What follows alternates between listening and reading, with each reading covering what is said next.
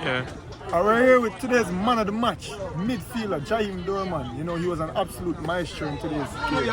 Speak to us about your performance. Well, to me, it never was the performance I want to get still, but you know, we still go out there and still continue and never stop playing. You know, still put it in the work. You're impactful in the game, you know, seem to have your hands or feet on everything that happened within the game. You know, speak to us about yourself as a footballer and how you applied it to today's game. Well, today's game we just focus and do the movements on the pitch, you know, and just listen to our teammates.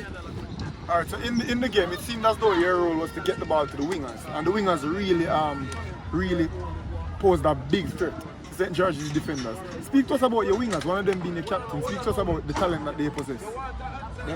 They have a great talent. Yeah, and once you play the ball to them, then go down the line and hit it in the box, so you know it's danger. You know, I will know how to play up them.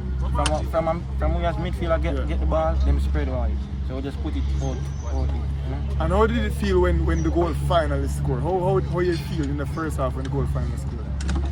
Well, when the goal scored, I feel great, nice. Alright, well, you're going into the finals. Congrats again.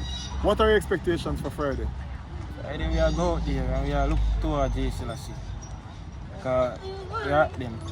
Will Tivoli be the Walker Cup champions this year?